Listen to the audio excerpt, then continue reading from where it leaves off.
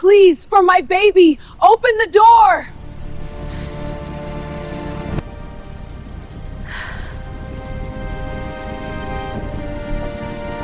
The flames crawled up the walls like living things, slow and hungry, while Ayana pressed her hands against her swollen belly and tried not to scream.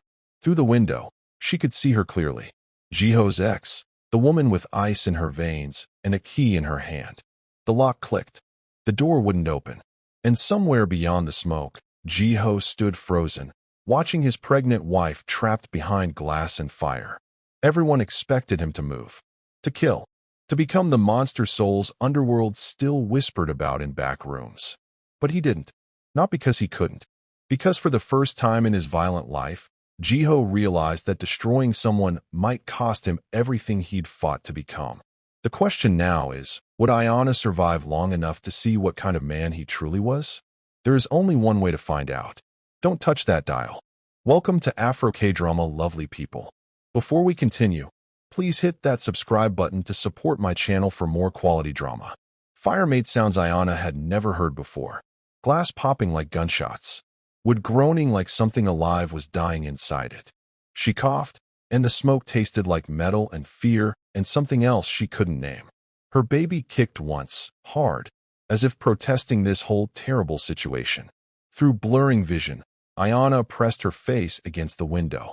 Outside stood Minesio, Jiho's ex, her hand still resting on the external lock she'd just turned. The woman's face showed nothing.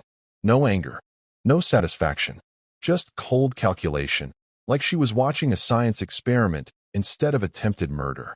Ayana's lips formed words her burning throat couldn't say. Please, my baby, please. Minesio's eyes shifted past her shoulder, and following that gaze, Ayana saw him. Jiho stood 10 feet behind Minesio, his body perfectly still in the firelight. The orange glow painted shadows across his face, making him look like a stranger. He wasn't rushing forward. He wasn't reaching for Minesio's throat. He was just standing there, watching, and something about his stillness terrified Ayana more than the flames eating her oxygen. 3 months ago, Jiho had carried her over the threshold of this apartment like they were newlyweds in some old movie. He'd been awkward about it, almost dropping her twice, laughing in that surprised way he had, like he couldn't believe he was allowed to be this happy. The apartment had been his idea. Small, quiet, tucked away in a neighborhood where nobody asked questions and everyone minded their business. Far from the clubs and restaurants where his old life still breathed in whispers and knowing looks. Ayana had loved it immediately. The way morning light came through the kitchen window at exactly the right angle. The bookshelf Jiho built with his own hands, measuring twice, cursing softly in Korean when the joints didn't fit perfectly. He'd been so focused, so determined to get it right for her. She'd kissed him then, tasting sawdust and something sweet, and he'd smiled against her mouth like she'd given him absolution for sins she didn't even know about yet. He'd changed so much from the man she'd first met 18 months ago. Back then, Jiho had moved through the world like he was always calculating exits. His smiles were careful, rationed out like limited resources. His touches were brief, almost apologetic. He flinched when sirens passed too close. He never talked about his past, and when she asked, he'd changed the subject with the skill of someone who'd had a lot of practice avoiding questions. Now he touched her stomach every night before bed, his palm warm against her skin, his eyes closed like he was praying to something he didn't quite believe in yet. He'd trace slow circles over where their daughter kicked, his expression soft in the darkness, vulnerable in ways he never was during daylight hours. Sometimes he'd whisper to the baby in Korean, words Ayana didn't understand, but felt in her chest anyway. Ayana knew he had a past. She'd seen the scars on his knuckles that looked too precise to be accidents. The way certain phone calls made his jaw tighten and his eyes go distant. The nightmares that woke him gasping, reaching for her in the dark like she was the only real thing in the world.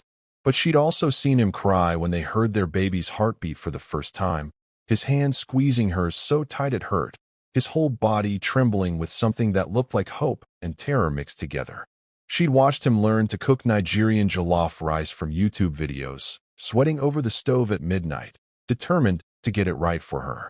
He'd burned 3 batches before finally succeeding, and when she tasted it and smiled, he'd looked at her like she'd just handed him the world. People could change. Ayana believed that with everything in her.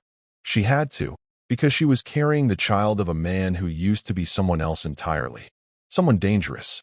Someone she'd never met, but could sometimes see lurking behind Jiho's eyes when he thought she wasn't looking.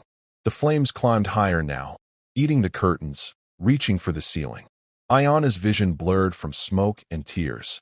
She stumbled toward the window, her hands leaving sweaty prints on the glass. Her lungs burned. Her baby kicked again, frantic this time, and Ayana sobbed. Through the smoke, she saw Jiho finally move. But not toward Minesio. Toward her. His body hit the window with the force of something unstoppable, something that had made a decision and wouldn't be deterred. Glass exploded outward in a spray of sharp stars. Ayana felt his arms wrap around her before she could process what was happening, his coat suddenly covering her head, shielding her from the heat and falling glass. He was counting. She could hear him even through the roar of the fire and her own gasping breaths. 1, 2, 3. His voice was steady, mechanical, like he was defusing a bomb instead of carrying his pregnant wife through flames. Like this was just another problem to solve with precision and timing. They crashed through the window together, and Jiho twisted in midair, taking the impact on his back so she wouldn't. Cold air hit Ayana's face, and she gasped, coughed, gasped again. Her throat felt like sandpaper. Everything hurt. Jiho rolled immediately, positioning himself between her and the broken glass scattered across the pavement. His hands moved over her body, checking for injuries with practiced efficiency. Ayana's hands flew to her stomach. The baby. Oh God, the baby. She's okay, Jiho said, and his voice was rough from smoke but certain. I can feel her moving. You're both okay. His palm pressed against her belly, and Ayana felt their daughter kick against his touch, and she started crying for real then. Huge gasping sobs of relief and terror. Sirens wailed in the distance, getting closer. Neighbors appeared on balconies, phones out, recording everything.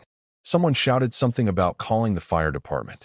And Minesio stood there watching it all, her arms crossed, firelight dancing across her face. She was smiling. Not a big smile. Just a small curve of her lips that said she'd gotten exactly what she wanted. Jiho saw it. Ayana saw him see it. His body went rigid against hers. Every muscle tensed in a way that made Ayana's breath catch for a different reason. She'd never seen him look like that before. Like violence was a language his body still remembered how to speak fluently. Minesio, he said. His voice was soft. Too soft. That's how Ayana knew it was dangerous. She'd heard that tone once before, 6 months ago, when a man at a bar had grabbed her wrist and wouldn't let go. Jiho had spoken to him just like this, quiet and controlled, and the man had released her immediately and left without another word. Ayana had asked what he'd said.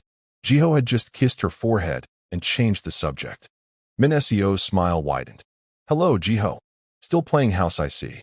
The ambulance arrived, tires squealing. Paramedics swarmed. Someone wrapped an oxygen mask around Ayana's face, and the rush of clean air made her dizzy. Someone else tried to check Jiho's bleeding arms, but he shook them off, his eyes never leaving Minesio. You should go, Minesio said, gesturing at the ambulance with casual indifference. Your wife needs you. She said wife the way other people said mistake or temporary. Jiho stood slowly. Blood dripped from cuts on his forearms, but he didn't seem to notice or care. His whole body was coiled tight, ready for something Ayana didn't want to see. She grabbed his hand. Her fingers were shaking, but her grip was strong. Don't. Just don't. He looked down at her, and something in his expression made her chest hurt. It wasn't anger. It was something colder. Something that looked like mathematics. Like he was calculating trajectories and outcomes and acceptable losses.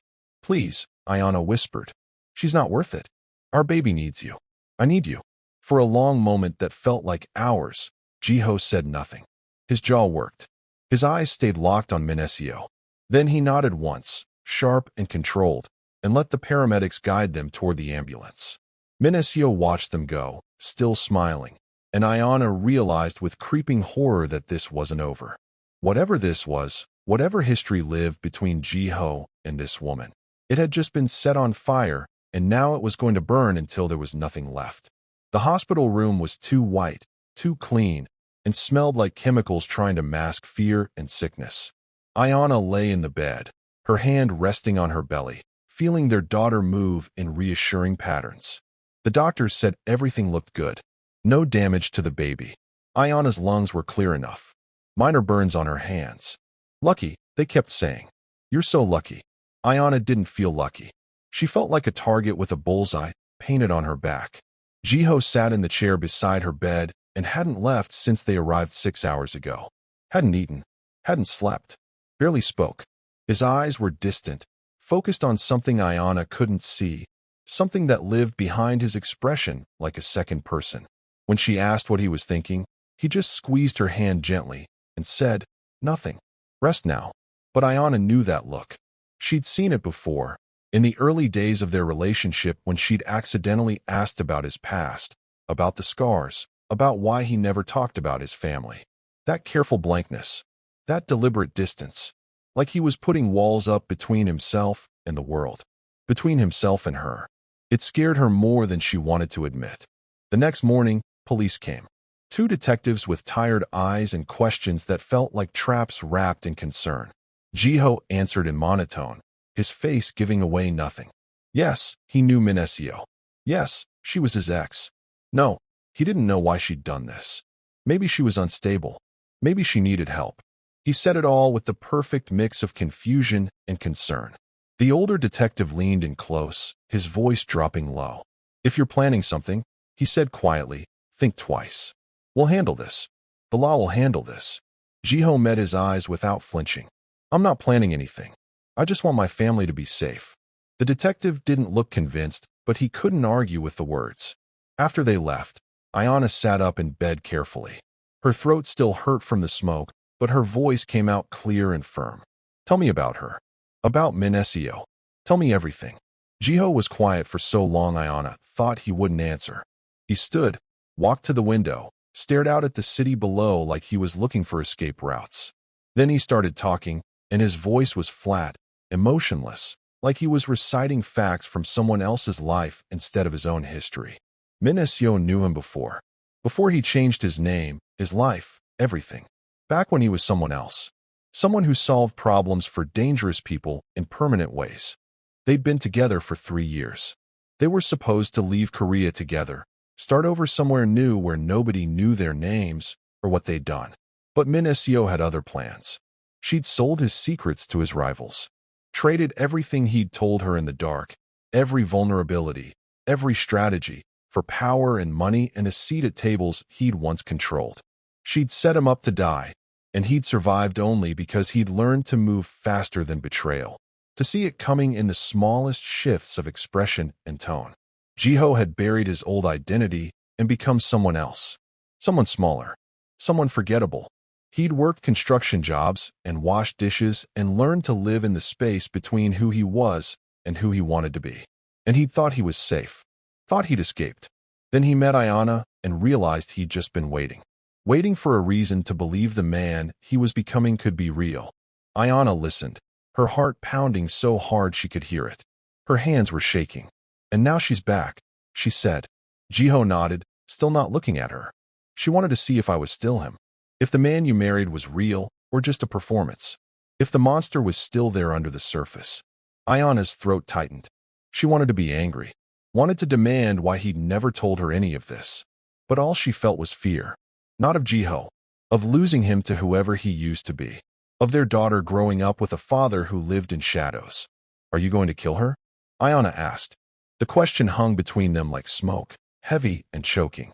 Jiho turned from the window finally and looked at her. Really looked at her.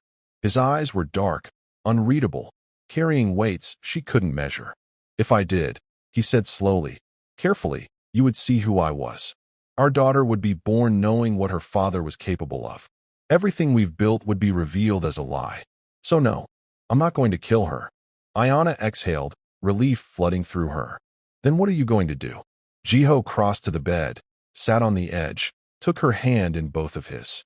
His touch was gentle, but his eyes were hard as stone. "Something worse," he said quietly. I'm going to make her wish I'd killed her instead. A week passed in the hospital. Then another. Ayana was monitored constantly. The baby was fine, growing, healthy. Ayana was cleared for release with strict instructions to rest and avoid stress, which would have been funny if it wasn't so impossible. Jiho drove her to a new apartment, one he'd found and furnished while she was in the hospital. Smaller than before. Better locks. Ground floor with multiple exits. He'd thought of everything. He was different now. Still gentle with her. Still touched her stomach every night with that same reverence. But there was something else happening beneath the surface, something she could feel but not see. He'd started waking early, before dawn, sitting at the kitchen table with his laptop, his face illuminated by the screen's cold glow. When Ayana asked what he was working on, he'd close the laptop smoothly and smile. Just handling some things. Don't worry about it. But Ayana did worry. She'd catch him staring at nothing, his jaw tight, that calculating look in his eyes. The look that said he was 10 steps ahead of everyone else, and they didn't even know they were playing his game. She'd wake in the middle of the night to find him gone, and she'd lie there in the dark wondering which version of him would come back to bed. One night, 3 weeks after the fire, Ayana woke at 3 in the morning to find his side of the bed cold. She got up carefully, her belly heavy, and found him in the kitchen. Laptop open. Papers spread across the table like a war room. Financial documents. Company registrations. Bank statements. Names she recognized from the news. Jiho looked up, saw her standing there in her nightgown, and didn't try to hide what he was doing. Couldn't sleep, he said simply. Ayana moved closer, her bare feet silent on the cold floor. What is all this? Jiho was quiet for a moment. Then he said, evidence. Of what? Of every illegal thing Minesio has built since she betrayed me. Every shell company. Every hidden account. Every dirty deal. All of it documented and cross-referenced. Ayana sat down slowly, her stomach heavy with more than just their daughter. You're going to destroy her. Not with violence, Jiho said, and there was something almost gentle in his tone. With the law. With patience. With the same systems she thought made her untouchable. Ayana looked at the papers, at the meticulous notes in Jiho's handwriting, at the organizational charts and timelines, and felt something twist in her chest. This was the man Minesio had known. The one who solved problems like equations. The one who removed obstacles without ever raising his voice or getting his hands dirty. Are you doing this for us? Ayana asked quietly. Or for you? Jiho met her eyes, and she saw something flicker there. Uncertainty maybe. Or honesty. Does it matter? Yes, Ayana said firmly. It does. If you're doing this because you want revenge, that's one thing. But if you're doing it to protect our family, that's different. That's everything. Jiho was silent for a long time. Then he reached across the table and took her hand, his thumb tracing circles on her palm. I'm doing it, he said slowly, so our daughter never has to be afraid. So she never has to wonder if the woman who tried to kill her mother before she was born is going to come back. So she can grow up knowing her father chose the right way even when the wrong way would have been easier. Ayana squeezed his fingers. She wanted to tell him to stop, to let it go, to trust that the police would handle Minesio. But she'd seen Minesio's smile in the firelight. She'd heard the lock click. She'd felt her baby kick in panic as smoke filled her lungs. And she knew that some threats required more than hope and prayers. Okay, Ayana whispered. But promise me something. Anything. Don't become what you were running from. Don't let her turn you back into him. Jiho lifted her hand to his lips and pressed a long kiss to her knuckles. I promise. But even as he said it, Ayana wondered if it was a promise he could keep. 3 weeks later, Minesio was arrested. Federal agents. Financial Crimes Unit. They came at dawn, surrounding her penthouse apartment with the kind of force usually reserved for dangerous criminals. The charges read like a crime novel. Fraud. Embezzlement. Conspiracy. Racketeering. Tax evasion. The list went on and on. The media went absolutely wild. Cameras everywhere. Minesio's face on every news channel, her carefully constructed image crumbling in real time. The untouchable businesswoman revealed as a criminal. Her associates started turning on each other within hours, everyone scrambling to make deals and save themselves. Jiho watched from home, Ayana beside him on the couch, his hand resting on her stomach where their daughter kicked and rolled. He didn't smile, didn't celebrate. Didn't say I told you so. He just watched as Minesio was led away in handcuffs, her face finally showing emotion, fear and rage and disbelief, and then he turned off the television. It's done, he said quietly. Ayana looked at him, studying his profile in the sudden silence. How do you feel? Tired, Jiho admitted. His voice was raw, and relieved, and terrified. Of what? That I'll wake up one day and realize I'm still him. The man who solves problems by erasing them. That I'll look at our daughter and she'll see a monster. Ayana shifted, turning to face him fully. She took his face in her hands, forcing him to look at her. Listen to me. You chose patience over violence. You chose the law over revenge. You chose our family over everything else. That's not who you were. That's who you are. Jiho's eyes glistened. He didn't cry, but his voice broke when he said, I love you. I know, Ayana whispered, leaning her forehead against his. I know. And I love you too. All of you. Even the parts you're afraid of. Their daughter was born on a quiet morning in April when the cherry blossoms were just starting to bloom outside their window. No complications. No drama. Just Ayana's hand crushing Jiho's, her breath counting down the seconds, the midwife's steady encouragement, and then a cry. Small. Furious. Absolutely, perfectly alive. Jiho held his daughter with hands that had once done terrible things, and all he felt was love. Overwhelming, terrifying, unconditional love that made his chest hurt and his eyes burn. She has your eyes, Ayana whispered, exhausted but smiling, her hair stuck to her forehead with sweat. Jiho looked down at his daughter. Her tiny fists, her perfect face, her eyes that were indeed his, dark and serious even now. And he made a silent promise. You will never carry what I carried. You will never know the weight of my sins. Minesio's trial lasted 4 months and dominated the news cycle. The evidence was overwhelming. Testimonies from former partners. Financial records that painted a clear picture of years of criminal activity. A paper trail that led back through shell companies and fake identities. She tried every defense. Blamed others. Claimed she was framed. Her lawyers argued and objected and delayed. Nothing worked. She was sentenced to 18 years in federal prison. Not life. Not death. Just long enough for the world to move on without her. Long enough for her empire to crumble completely. Long enough for everyone who'd feared her to forget her name. Jiho didn't attend the sentencing. He was home, watching his daughter sleep in her crib, marveling at the rise and fall of her tiny chest, the perfection of her small fingers curled against her cheek. Months later, on a quiet evening with rain tapping against the windows, Ayana found Jiho in their daughter's room. He was standing by the crib in the darkness, just watching her sleep, his expression soft and vulnerable in ways he only allowed when he thought no one was looking. Ayana moved beside him silently, slipping her hand into his. He startled slightly, then relaxed, his fingers intertwining with hers. Do you regret it? She asked softly. Regret what? Not killing Minesio. When you had the chance. When it would have been so easy. Jiho was quiet for a long time, watching their daughter's chest rise and fall, rise and fall. Then he said, I regret the years I spent thinking violence was the only answer. I regret the things I did before I knew there was another way. But not killing her. No. That choice gave our daughter a father who chose restraint over rage. Who chose the hard path over the easy one.